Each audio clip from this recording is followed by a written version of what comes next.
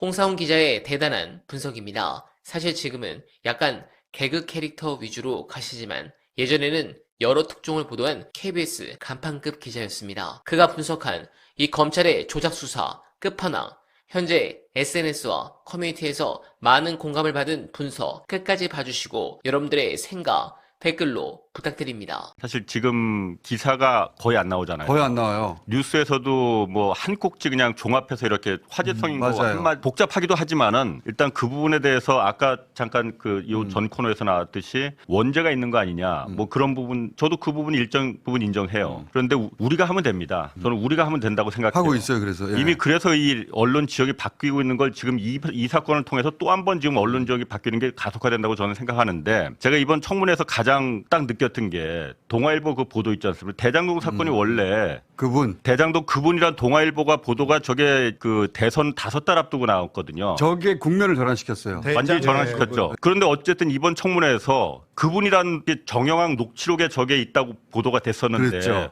없다라는 게 그때도 알려줬다는 거 아니에요. 그때도 알려줬어요. 그때도 이미. 알려줬어. 전혀 없다. 그분이라는 워딩이. 그러니까 요지 잠깐만요. 이게 뭐냐면 이제 이 대장동 사업자 김만배 씨의 녹취록 속에 천화동인 1호 배당금 절반 그 돈은 그분 그러니까 이재명 것이다. 그렇죠. 라고 하는 그분이라는 녹취가 있다라고 보도가 됐단 말이죠. 저 보도가 나오고 나서 국민의힘에서 프랭카드를 걸기 시작한 그분은 누구냐고. 그렇죠. 그러니까 그분이 실명을 저기서 기사에서 거론하진 않았지만 이재명을 지목한다는 건 우리 다 알고 있잖아요. 그분이라는 게 녹취록에도 없는데 동아일보 기자가 소설을 쓴 건 아닐 테고 누군가 던져줬을 거 아니에요. 저 먹잇감을. 네. 누가 던져줬을지는 뻔합니다. 대개 보면은 서초동 편집국장이 던져줘. 그러니까 중앙지검 3차장이 원래 그 언론역 담당하니까 그때도 아마 그랬을 거예요. 그러면 저게 대선 5달을 앞두고 그때 수사팀장은 이번에도 청문회에서 나왔지만 김태훈 지금 남부지검장이 그때 일기 수사팀장이었잖아요. 맞습니다. 법조팀 기자단 간사한테까지 가서 그런 거 없다. 저거 완전 대형 오보다.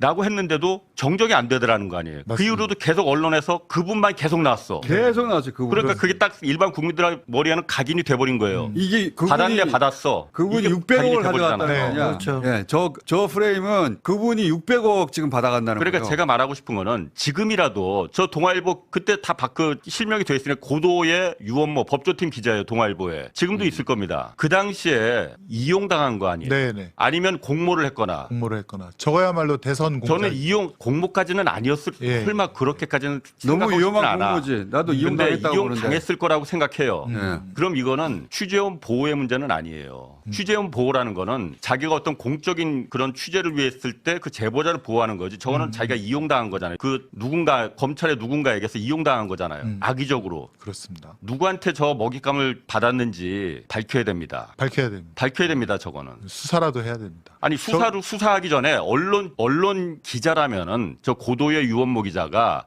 저 먹잇감을 그때 어떤 이유로 누가 어떻게 던져줬는지를 말해줘야 돼요. 맞습니다. 저거야말로 정말 대선 공작 기술이죠. 그렇죠. 뉴스타파를 기소할 게 아니라 저거를 예, 기소했어야 되는 맞습니다. 거예요. 근데 오히려 윤석열 사단은 그 대장동 수사를 부실하게 했다는 걸 그러니까 올바른 보도를 했던 뉴스타파라든가 뭐 JTBC라든가 경향신문을 오히려 때려잡지 않았습니까? 그러니까 제가 적반하장이죠, 완전. 이번 사건이 저 동아일보 기사가 다시 한번 이 소환되는 게 어떻게 보면 우리가 앞으로 지금 검찰개혁, 사법개혁, 뭐 노동개혁 그다음에 언론개혁 분명히 있어야 될 거잖아요. 네. 언론개혁이 다른 게 아니에요, 사실은. 제가 봤을 때 가장 먼저 해야 될 거는 일단 고질적인 우리나라의 그 출입처 기자재란 기자단이 어떻게 좀 출입처를 위주로 해서 기자단이 꾸려져 있잖아요. 사실 기자단이라는 게 그 안에 들어가 있으면은 온갖 나쁜 짓은 다 여기서 이루어집니다. 야합, 단합. 심지어는 어쨌든 제가 지금은 안 그렇겠지만 제가 있을 때만 해도 기자단에 간사가 있잖아요.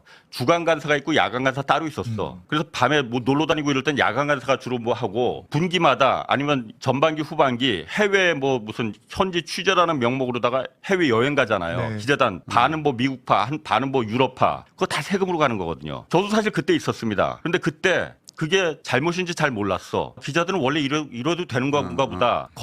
모든 검사들이 다 나쁜 놈들 아니잖아요. 그 조직에 들어가 보면은 아 우리는 이래도 되는 건가 보다. 그렇지. 이게 그래서 문제라는 거거든요. 맞습니다. 그래서 언론개혁의 첫 발자국은 저 출입처, 특히 제일 먼저 법조 출입 기자 법조가 제일 큰 이거를 문제예요. 일단 해체를 시켜야 돼요. 그거가 그 카르텔이 제일 강한 것도 법조 기자들이에요. 이건 깨지지도 않아요. 예. 아무튼 당시 저 기사로 인해서 이재명 대선 후보에 대한 악의적인 프레임이 형성이 됐고 그 결과로 대선 결과가 전 바뀌었다고 생각하는데요. 0.7% 24만 표 차이가 24만 명 움직이는 기사였어요, 저런 게. 저는 저 그 이상의 기사 보세요. 파급력이 있던. 그분이라고 기사만 때려주면 네. 나머지는 우리가 알아서 할게 누군가 있었던 거예요. 보면은 선을 지키려 전해졌다 이렇게 할 때 말했다고 취지로 말했다고 한다. 이게 나는 기자들이 그걸 그걸 확인을 흘렸어. 못했는데 확실해요? 아 진짜 있다니까? 라고 말을 해줘야 저걸 쓸 수 있어요. 네. 네. 누군가 얘기를 해줬어. 전해졌다. 했죠. 취지로 말했다고 한다. 이게 보면은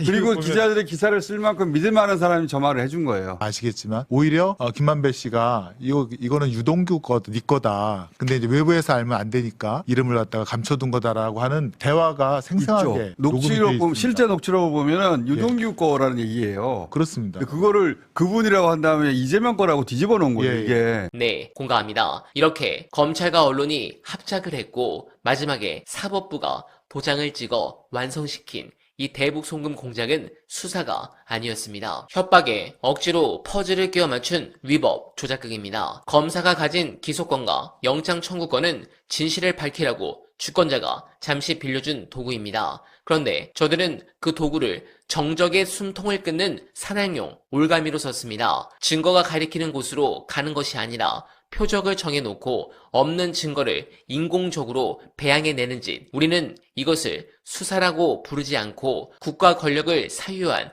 폭력이자 야만이라고 부릅니다. 나아가 그 검사들 때문에 대한민국은 마침내 당선될 대통령을 잃을 뻔했습니다. 즉 시민의 참정권을 파괴하려 했던 자입니다. 그렇습니다. 저들의 진짜 타깃은 이재명이라는 정치인 개인의 생명이 아닙니다. 유력한 차기 대선 주자를 사법의 덫에 가두어 국민이 투표소에서 행사해야 할 선택지 자체를 훔쳐가려 한 것입니다. 선거를 통해 국가의 리더를 결정하는 민주주의의 가장 신성한 룰을 서초동 밀실에 앉은 몇몇 검사들이 조작된 서류 뭉치로 뒤집으려 한 전대미문의 국기문란 사건입니다. 이것이 바로 저들이 파괴하려 했던 민주주의의 진짜 참상입니다. 여러분, 어둠 속에서 자라난 괴물은 빛을 비추면 그 흉측한 민낯을 드러내고 힘을 잃습니다. 저들이 아무리 법기술을 부리며 진실을 덮으려 해도 조작 수사의 실체는 이미 서서히 백일하에 드러나고 있습니다. 국가 권력으로 주권자의 참정권을 도둑질하려 했던 이 거대한 사기극을 끝까지 추적하고 심판하는 것, 그것이 지금 우리 깨어있는 시민들이 감당해야 할 역사적 책무입니다. 여러분들은 어떻게 생각하십니까? 공감하셨다면 소중한 언알바 후원 부탁드립니다. 댓글에 고정된 내용을 통해 많은 사랑 부탁드리며 언알바는 오늘도 최선을 다하겠습니다. 여러분 고맙습니다.